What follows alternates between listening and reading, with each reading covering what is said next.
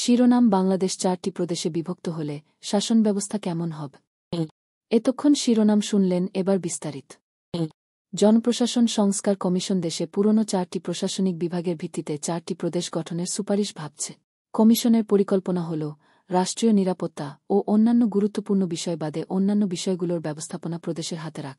সম্প্রতি প্রধান উপদেষ্টা অধ্যাপক মোহাম্মদ ইউনূসের কাছে কমিশন তাদের প্রতিবেদন জমা দিয়েছে, যদিও পূর্ণাঙ্গ প্রতিবেদন এখনও জমা দেওয়া হয়নি। কমিশনের সদস্যরা তাদের কিছু সম্ভাব্য সুপারিশের কথা তুলে ধরেছেন, যার মধ্যে 4টি প্রদেশ গঠনের বিষয়টি অন্তর্ভুক্ত রয়েছে। কমিশনের সুপারিশ অনুযায়ী 4টি প্রদেশ হবে ঢাকা, চট্টগ্রাম, রাজশাহী এবং খুলনা। তবে এসব প্রদেশের পরিচালনা কাঠামো ও অন্যান্য কাজের বিস্তারিত এখনও জানানো হয়নি। কমিশনের সূত্র জানায় বিষয়টি আলোচনা পর্যায়ে রয়েছে এবং সুপারিশ চূড়ান্ত হয়নি।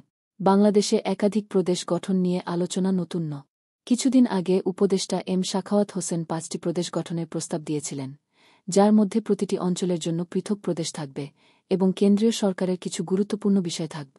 বর্তমানে বাংলাদেশে 8টি প্রশাসনিক বিভাগ রয়েছে: ঢাকা, চট্টগ্রাম, রাজশাহী, খুলনা, বরিশাল, সিলেট, রংপুর ও ময়মনসিংহ। এছাড়া কুমিল্লা ও ফরিদপুরকে বিভাগে পরিণত করার বিষয়েও আলোচনা চলছে। তবে স্থানীয় শাসন বিশেষজ্ঞ অধ্যাপক তোফায়েল আহমেদ মনে করেন, বাংলাদেশের আকারের জন্য প্রদেশ গঠন সঠিক হবে না। তার মতে দেশের প্রশাসনিক কাঠামো এবং স্থানীয় সরকার সংস্কার করলেই এটি পরিচালনা করা সম্ভব এবং প্রদেশ গঠন নতুন সমস্যার সৃষ্টি করতে পারে। কমিশনের একটি সূত্র জানায় বিষয়টি এখনও আলোচনা পর্যায়ে রয়েছে এবং প্রদেশ গঠন সংক্রান্ত সুপারিশ চূড়ান্ত করা হয়নি। এই ছিল আজকের খবর। আমাদের সঙ্গে থাকার জন্য আপনাকে অসংখ্য ধন্যবাদ। যদি এই খবর আপনার ভালো লেগে থাকে, তাহলে আরও খবর ও আপডেট পেতে আমাদের চ্যানেলটি সাবস্ক্রাইব করতে ভুলবেন না। ভিডিওটি শেয়ার করুন এবং আপনার মতামত কমেন্টে জানাতে পারে। পরবর্তী আপডেট পর্যন্ত সবাই ভালো থাকুন, সুস্থ থাকুন। ধন্যবাদ।